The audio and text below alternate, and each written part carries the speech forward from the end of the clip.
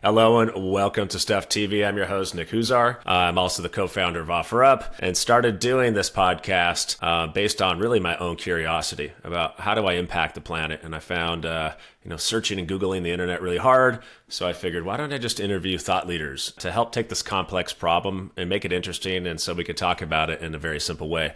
And today I'm, back to the point of complexity and how do you make an impact? Like, I think it's a question people often think about a lot. Hey, I want to help, but I don't know what to do. And so with me today, I've got Will Wisman with a company called Climatize, and I like to call it, and you'll probably have a better term for this. I think of it like Kickstarter for climate, right? So if you want to get involved, there's certain projects you want to support, his platform enables you to do that. So Will, thank you for being here, and I'll hand it over to you just to kind of maybe give us a little bit more of your background and like, how did you get into this business? Sure. Well, hey, Nick, thanks for the opportunity to be on the podcast here. It's a real pleasure. And I think what you're doing in terms of helping kind of normalize and spread the conversation around climate is really important. So myself, Will Wisman, CEO and co-founder of Climatize. I have been in the clean energy industry for about the last 10 years now. I've played kind of all of the roles across the industry, everything from large-scale electrical project management, engineering, procurement, and construction. I've personally built 15 solar projects with my own two hands,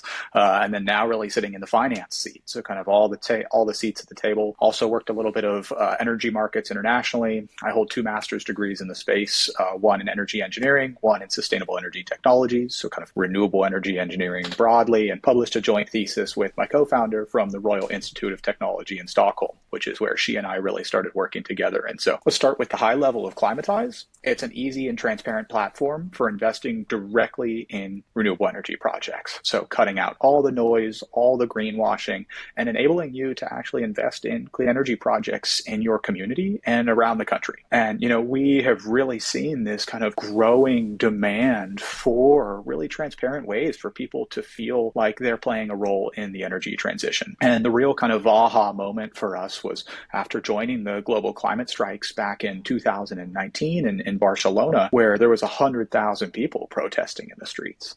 And, it was this incredible turnout of hope and motivation, people of all generations, all backgrounds. And yet I was struck by this kind of sad realization that we were all going to go home, and the next day, nothing was going to be different. And in that moment, I felt like, wow, if we have 100,000 people here and our best option is to make a cardboard sign, that is a glaring problem. Mm-hmm. And, I think this is equally relevant today as we're having this conversation. There's New York Climate Week going on, and just on Monday, there were tens of thousands of people in the streets protesting for climate action. Yeah. And so this momentum is really building, but we need to actually create a way that, enables the everyday person to feel like an active stakeholder rather than a neutral bystander in the energy transition. Yeah. And so that's really Climatize's key goal here, is to, provide a seat at the table where everyday people can have an accessible way to investing in these projects and really feeling that kind of self-determination that they are not only earning a really attractive return on these projects, but helping kind of build clean energy and kind of building the future that they want to see. I mean, I think it's such a great thing because I do think we all feel challenged by this as humans. I think we, to varying degrees, feel like, okay, how do I make an impact? I just feel like I'm just one person. And so you're giving them a platform where they can actually do something about it and surface these projects. And I think, of course, if you look at the different bodies that are driving change, like you got government, business, and overall just the masses. I think the challenge, of course, with government is always they're pretty short-sighted. I'm very bullish on a lot of the changes that are happening. The old infrastructure bill, these are all very positive things. But I think you need more public pressure. If you look at history in the U.S., the things that drove change, you had a lot of public pressure, whether it's the women's right to vote or, the ending slavery. Like, there's a lot of things where you needed the public to get out there and really kind of create that pressure for government to act. And so I think we got to move on all fronts when it comes to climate, because there's always this, how can I make an impact, or this one thing's not going to matter? The answer is you should just say yes and. Yes, and just can it for everything. And then That's how you're driving a lot of change. And so it's great that you saw that there and you realized that like, oh, well now what? Right. Because, you know, they're there. You protest often when you just feel hopeless, right? You don't know what else to do. And so that was an interesting spark, I think, for you to go do this. And did you immediately, you know, with you and your co-founder after that event, was that kind of, I'm assuming there's many conversations where it's like, well, what do we do with this? Yeah. So, you know, you touch on a couple of key points. So really after seeing that climate protest, we were off to the races. I actually keep a journal of all of my notes from the business, and I'm 4 journals deep, 550 something pages later. But the first day we sat down was 3 days later after that strike, and I still have this kind of continuity of the work since then. And really, you kind of touch upon a really key point there that, you know, we interviewed 250 people from those strikes after, you know, having this kind of realization.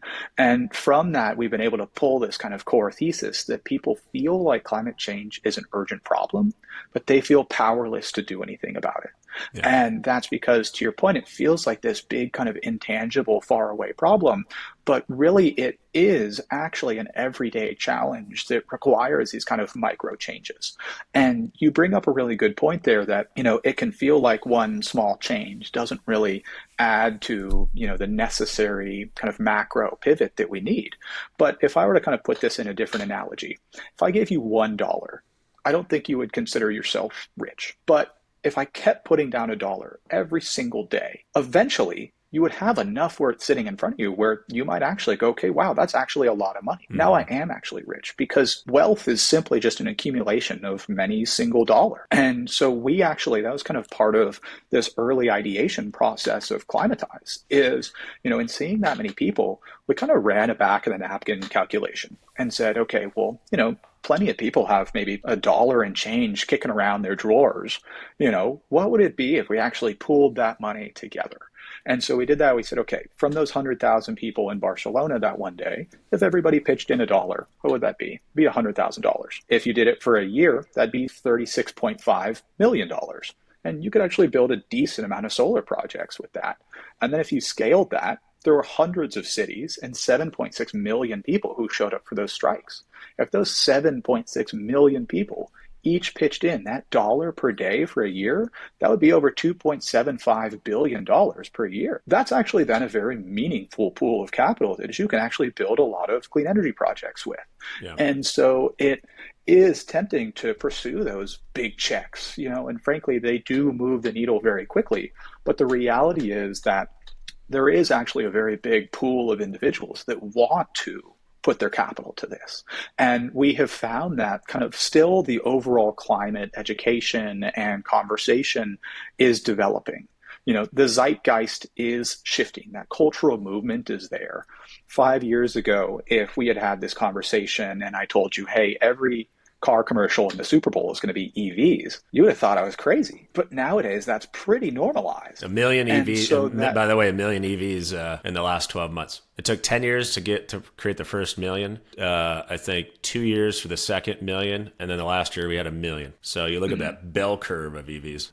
It's incredible. Anyway, go on, but that's an interesting step. This progress is exponential. And so movements aren't necessarily tipping points at 51%. Rather, it becomes normalized as you have a much smaller, very vocal kind of fraction of the market really pushing for these solutions. And so many of the technologies now as well are at a kind of phase of their maturity where some of the stereotypes of kind of cost and efficiency are actually no longer relevant. Much of the kind of narrative around maybe renewables not being viable at a price perspective is an antiquated perspective. That was like pre-2010. People don't really realize that between 2010 and 2019, the cost per watt for solar dropped 95%. And so nowadays, you know, we're in this phase where, you know, the power from solar is the cheapest in the world. And so for big businesses, if they're not, you know, if their board's not pressuring them to kind of rethink where they're getting their energy, then that's just poor business. And so, you know, all of this combined is actually now kind of laying the foundation for us to re-architect the overall energy system in our economy. And, you know, I think that there needs to be a very kind of meaningful and thoughtful position for people in that conversation, in that transition, because if they're simply left to the wayside and their benefits are not distributed among the people, then we're never going to kind of build the kind of critical mass in the movement that's necessary to actually really hit these scientific targets that are, frankly, not very far away. If we're talking about 2030, where are we now? We're in 2023. It's easy to talk about kind of year time frames, but 6 years from now and then 3 years remaining in this month, that's 72 months, 75 months away. If you break it down into those much more bite-size, kind of time frames, for us to essentially eliminate 50% of the global emissions in 75 months, we need to be moving very, very quickly to do that. 100. I talk a lot about this, and this is one of the reasons I'm spending time on this podcast, is I think there's a lot of hope.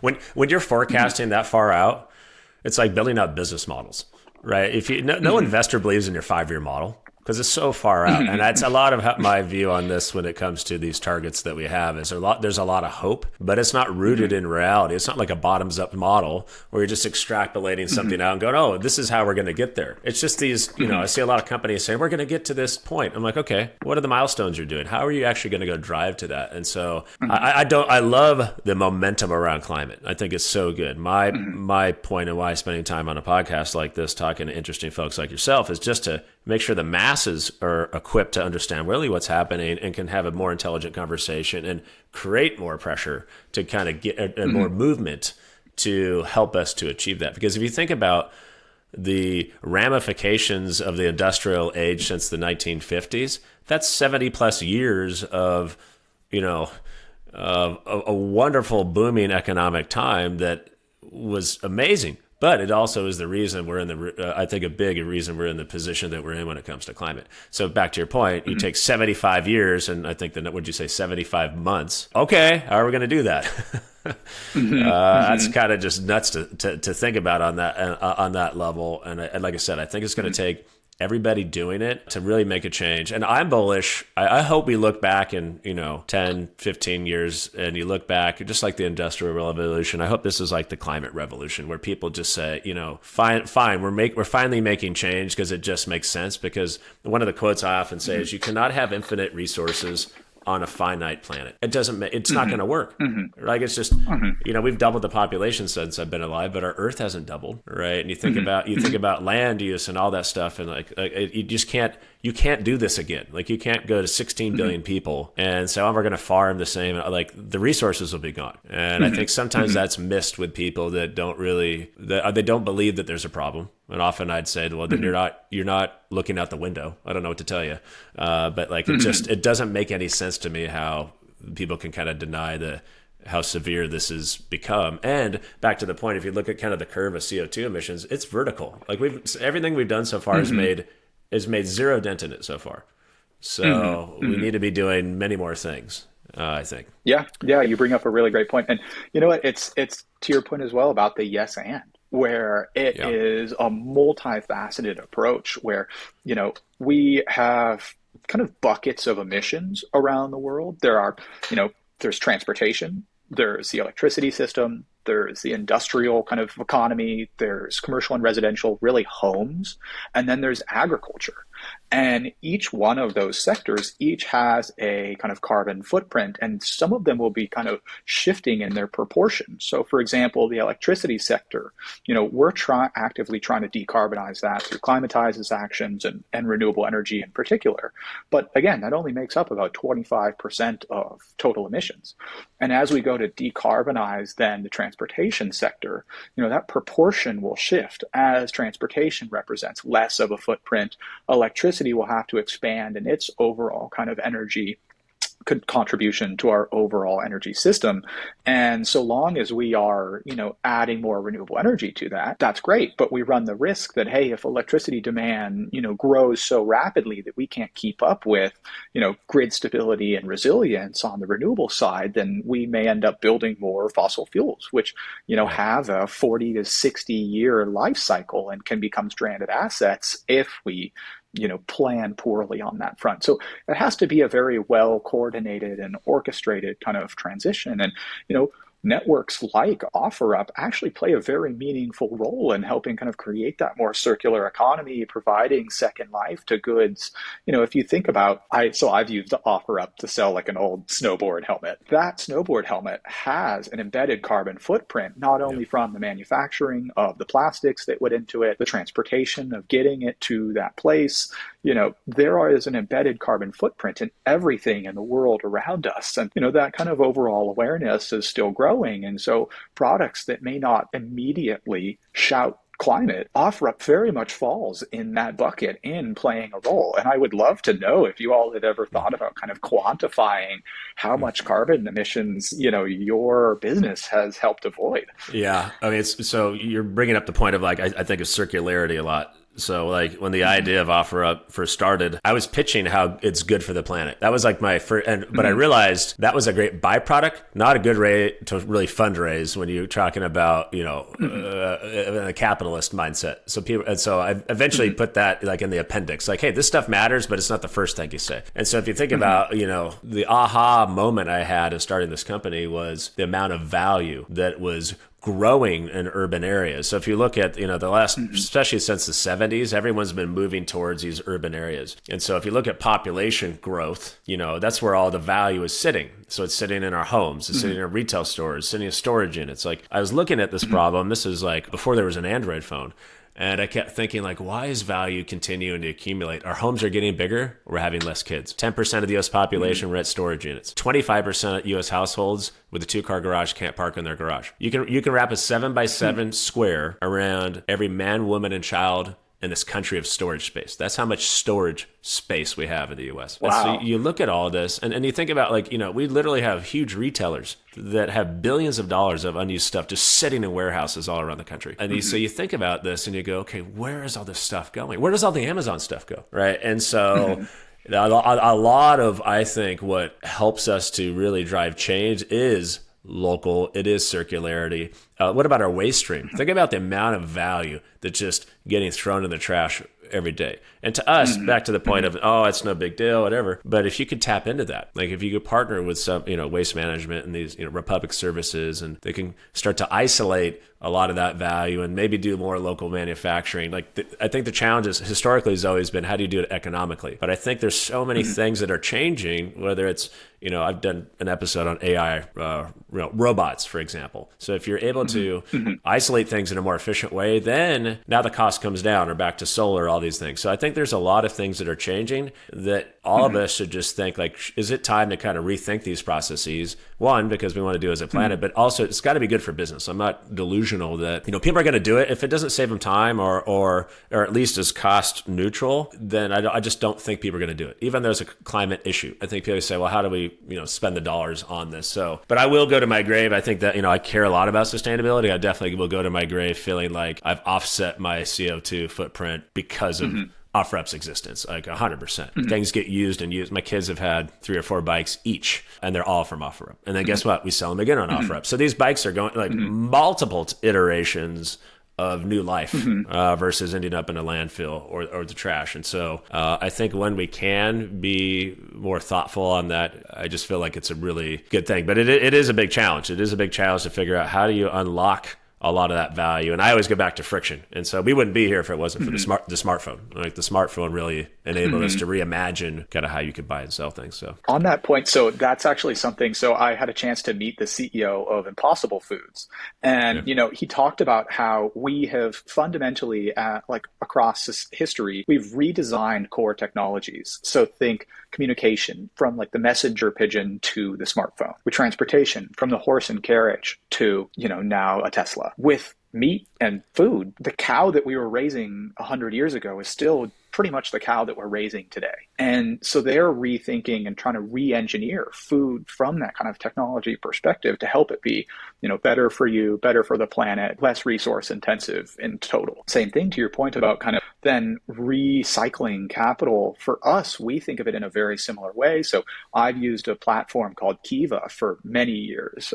They provide microloans to entrepreneurs in developing countries. Over like 14 years ago, I was gifted $50 on there, and I've been able to recycle that to 12 entrepreneurs around the world. And that same $50 has been able to help many people over its life cycle. And so your analogy of your example of the bikes and your children is very much how I think about being able to recycle capital, and one through Climatize. So the idea that we can help people invest in renewable energy projects and in turn return that capital with a yield, and ideally they can then reinvest that and the yield, can really create that very positive flywheel where people are seeing that direct benefit in their lives, and then kind of creating that exponential impact as that money compounds and grows and then creates additional impact on the back of that. And what are the projects, so if I was, by the way, what's the website again? Is it just climatize.org? Climatize.earth. Oh, .earth. So, I assume, you talked a lot about energy, but I'm sure there's many different types of projects. Like, how do these projects, maybe just talk about the product a little bit more. How do these products, these different projects get surfaced or submitted? Sure. Yeah. So we are working really in particular with renewable energy project developers. So the folks that are actually designing the systems, installing them, getting them interconnected. And so with that, the projects we've had on the platform to date have been really solar focused. So one that we funded 2 months ago was a community solar project in Massachusetts that was then benefiting a low income community nearby. And with that, essentially what's happening here is the developer, they've built this project. It's operational. It's already generating revenue. And from that, we have the power yield curve and the cash flow data on it. From there, the developers are taking out debt financing to go and develop multiple new projects. As an investor, you can come on to Climatize and buy some of that debt financing, just like a bank. So it's essentially the fractionalization of a line of credit. And then that your investment is backed by the cash flows of that project, as well as the system value if they were to default. So in the event that they couldn't pay that interest, then you would actually convert to the equity owner of that solar project. And then additionally, we make sure that there's general liability insurance on the project in the event that something catastrophic were to happen there. And so with that, you actually have an asset-backed security through the contracted cash flows and through the system value. Meanwhile, you're helping accelerate that developer's ability to go and, design, develop, and get new projects built. And so, you can invest directly in projects in your community or across the country. And so we're really looking to kind of drive those local network effects where people can really see a tangible outcome with their money. And that being a real differentiation between what we're offering and, say, a green ETF or some index fund is with those, at best, you're investing in the corporate equity of some big company. And you hope that they actually go and deploy that into whatever it be that they're doing. With Climatize, you're actually directly investing in the deployment of renewable energy projects. And if you're nearby that project, you could go and drive there and actually see it on the building. And you could go and talk to the community members and hear their stories. And that's really what we're trying to drive, is kind of cutting out the noise and enabling people to just go A to B, capital to new projects, and really kind of making it so user-friendly that anyone can pick it up and understand that, this is a project that they're putting their money to. This is the return profile. Here's the term of this loan, and here's how much you would be, being repaid on a quarterly basis. And from that, go ahead. Just try to make it the easiest, like the highest return on effort. That, you could literally be sitting on your couch watching Netflix, download the app, find a project that you like and put $1,000 to it within 5 minutes and feel like, hey, I just really made some serious impact for this project. And, you don't have to go out and, go and build your own solar project. You can, invest in the professionals doing it in your community. Yeah. So if I was going to go in there and say I had a project, I'm going to put solar on the roof of OfferUp here in Bellevue, Washington. I assume I just go through the process and post it in there. Do I set the terms Do I set the interest rate and all that? So we work with the project developers. So we intake deal flow. From there, we take a first meeting with them, begin to understand, is this a really quality project? From there, we would then sign all of the documentation, NDAs, LOIs, to have that data room to begin reviewing all of the documentation on the project. And from there, we would look at the cash flow profiles of the project. The project developer. So in that case, if you were saying, hey, OfferUp wants to put these solar projects on our HQ roof, then, you all would propose an interest rate for that debt financing that you're taking on. We would make sure that it's feasible within the cash flow profile of that solar project. And so long as everything checks out and it's a, realistic return profile, then yeah, you would be able to then post it to the platform. Yeah, I see. Oh, that's cool. So if you think about, I mean, what you're getting after with solar, you could keep doing this for for a long time, right? And so, but if you look over, let's say the next 5 to 10 years, where do you think you go with this? Do you continue to focus on solar since it's such a big opportunity, or do you say, oh, I'm going to branch out now into other things? So our goal is to help create $1 billion a year in new investments into clean energy projects within the next 5 years.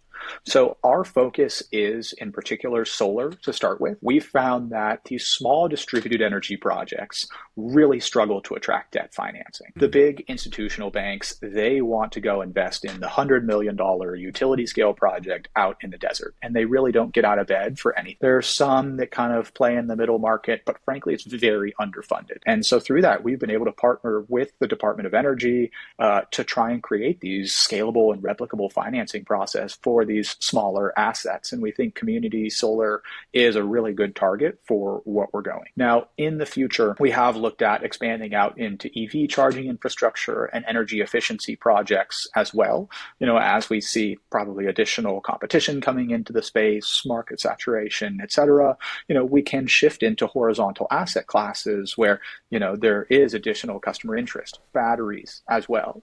Those we've seen kind of interest, for example, in community resilience centers, particularly here in California, where there have been, rolling blackouts, projects that are kind of at the scale where it would be very difficult to get bank financing for, say, a project that's sub $500,000. We can come in and actually run a kind of community round and enable then the community to actually invest in that local clean energy, helping create, more green jobs, helping reduce local pollution, and reducing local energy prices at the same time. I think it's great. When you're talking, I've used Kickstarter a few times.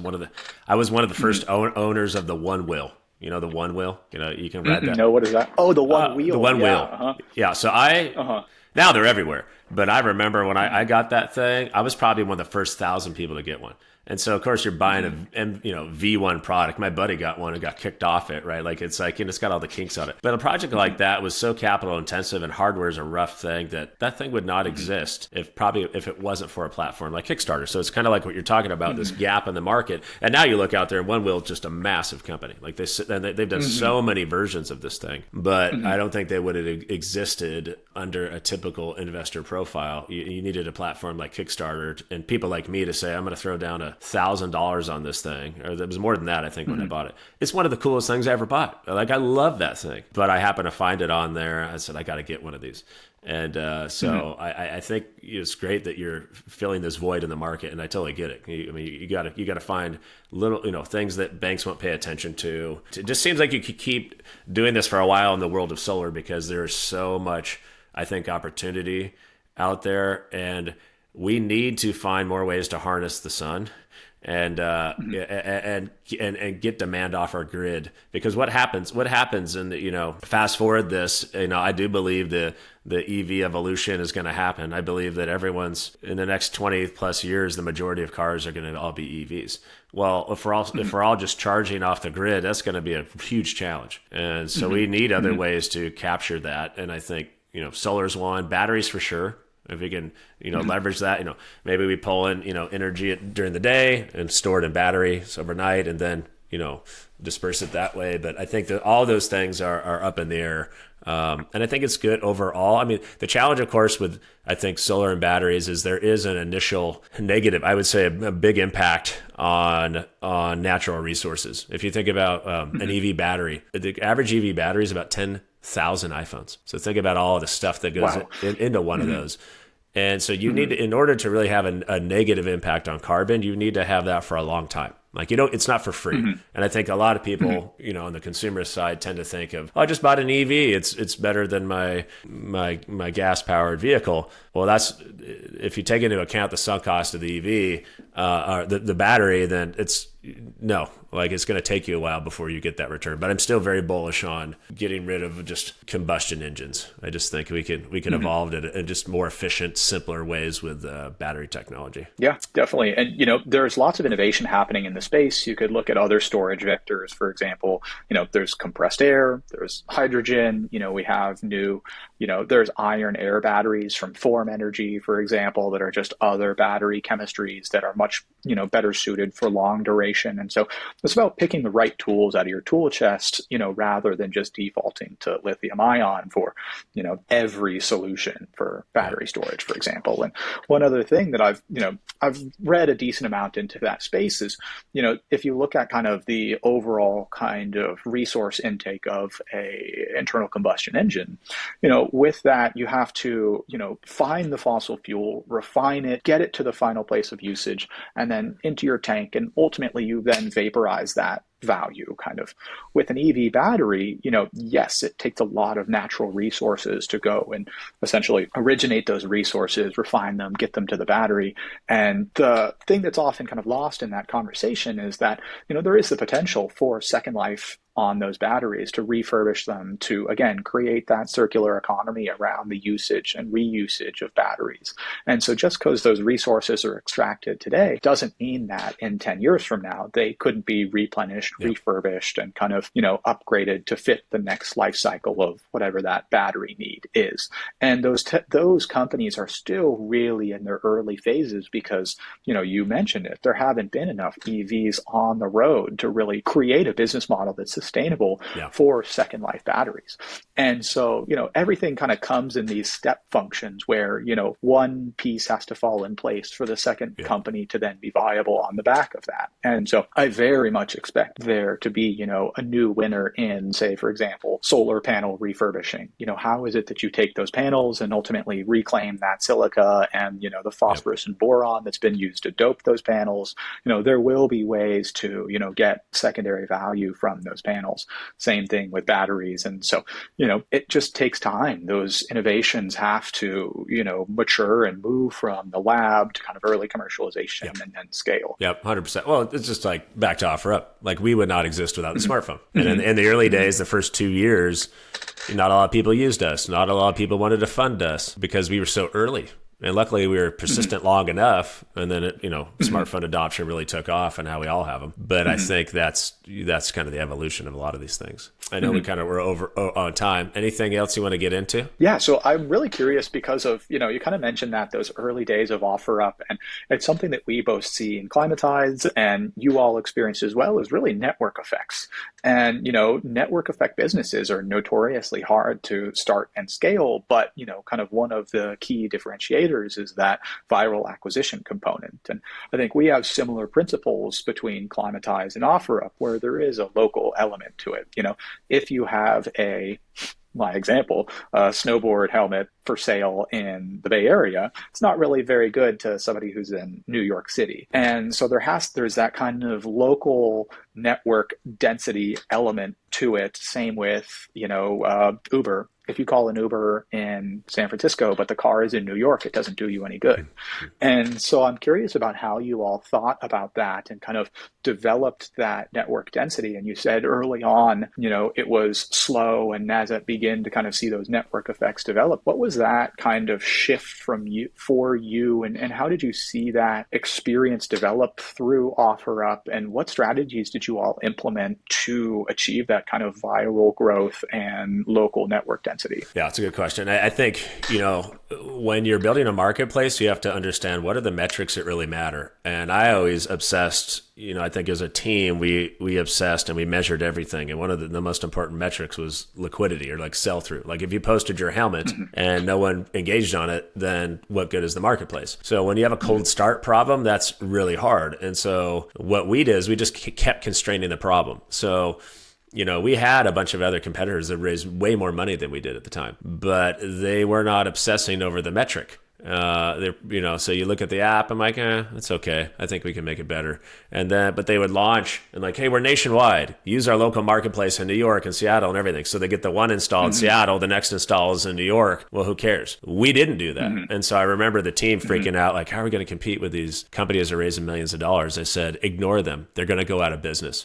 And so I remember I sat in the office at the time with like 5 people. I printed a picture, a map of Seattle. And I said, here's our office. And I drew a circle 30 miles around it. I said, if we don't win in this circle, we're going to go out of business. So we obsessed over saturating that circle. And so I used to think of it as like blowtorching a field, right? Like you got to get the spark going and hopefully the field just kind of ignites. So how do you maximize the probability that when you post something that's going to sell? So 1, we constrained it geographically. 2, we also really focused a lot on moms and women. Part of it may have been where I was in my life because I had a daughter that was born. And I'm just watching my wife and the amount of stuff that comes into her house when you have kids. It's like, oh my God, it's like, it's a thing. Like it's a full on supply chain you have to manage, right? And so I'm watching all this and I'm watching my wife talk to her friends about stuff. I'm like, okay, there's a lot of commerce happening here. So what if we got more women involved in this and really also focused on this geography? And so, we did a lot of things like everything branding, like our old logo used to have like a daisy on it. Like we did a lot of things to kind of make it feel like, hey, we want this to be a very female focused experience to start because we didn't have the spark. We didn't have anyone really using it. In fact, in the early days, I used to buy, like everything in this office, by the way, is from OfferUp. But I used to go and buy stuff and I would just fake it. I would just say like, oh, OfferUp's the best thing. Everyone uses it. Nobody used it, right? I didn't tell them I worked at OfferUp. I was just there to buy stuff. Then I'd buy it and I'd buy like a chair. Then I'd turn around and resell it back on OfferUp, the same chair, because we didn't have hardly any items. So there's a lot of things you got to do to kind of get the gears moving. And luckily we just kept hitting that circle with enough velocity and getting more, women engaging and talking about it. And that kind of started to get the flywheel moving to the point that where it was, okay, when somebody posts, we have a pretty good sell-through rate, or a word of mouth is there. Like some woman sold her crib to somebody and she told her friend about it and they told somebody, okay, now that's working. And now we have repeat usage, right? So those 3 metrics for us were the most important part of a vibrant marketplace. So, and we're at the point where half the US adult population is installed OfferUp already. And so, but if you ask, like, how did you get there? It wasn't because we spent a ton of dollars on marketing. It's not to say we don't spend dollars on marketing, but relative to a lot of large scale companies and apps, we spent very little on marketing. But I think a lot of it was kind of this focus on local and local adoption. And so, once we figured out Seattle and that playbook, which was hard, really hard, then we had a playbook we could go to LA and all, San Francisco and other markets and say, okay, how do we continue to kind of do that? So I think it's the same thing when you think about what you're trying to do. It's like, how do you turn those initial, those passionate people into advocates for what you're doing?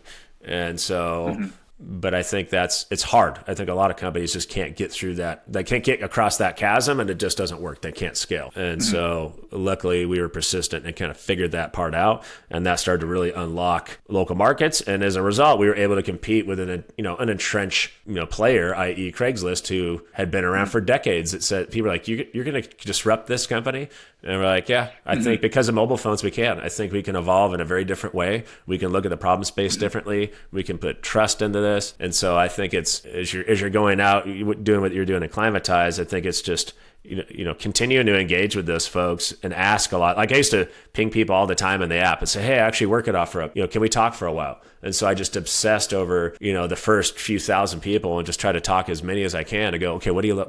What do you not like? And you just keep iterating on the product and your offering. But it takes a while. Like I find in building companies, it always costs twice as much. It always takes twice as long than you think. And unfortunately, some people get caught up in that. Entrepreneurs like, oh, it's not happening, and they give up. I just don't give up. That's one thing too. Just don't stop.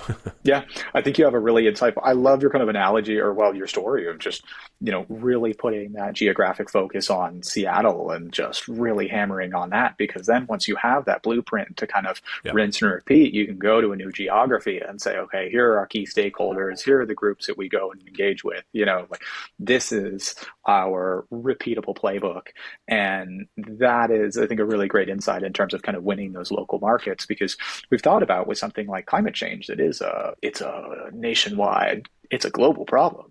With that, do we kind of market broadly to the US? And, will these local projects have that kind of local appeal? Or is it something that we need to be hyper targeted in the kind of surrounding communities, for example, like with a Shakespeare theater? Is it so hyper targeted that the people then in that community are the ones that know the building, that resonate with it, they want to actually go and invest in it? Or is it like, hey, I can go and kind of market, for example, there's another solar project on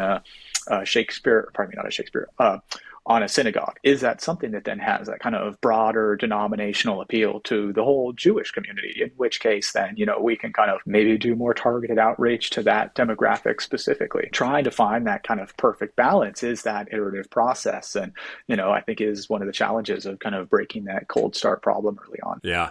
And you just have to run a lot of experiments and measure everything. Just see, like, is it working? Is it not? And because again, you don't want to spend a lot of huge marketing dollars to go do this, nor should you have to. But I think the trick is, hey, do I double down in local markets because I got that, that theater to do it? But through that theater, I got 3 other projects that people care about. Because like you said, maybe you find with your business, people want to invest in these local projects so they can see it. I can see my dollar going to work. It's in my community. I care about it more versus, hey, we got this, investment you should consider in New York. I don't have any real human connection to that, so maybe I'm not interested. But you can kind of test your way there. But I don't know. I don't have a gut reaction on what you're doing around climate because I don't know if local matters or not. But you can easily go kind of test your way and figure those things out. The interesting thing we've heard is that the thing that kind of transcends the local element is schools and children. And, I think you kind of spoke to it a little bit that, having children, and that's very central to the kind of offer up story.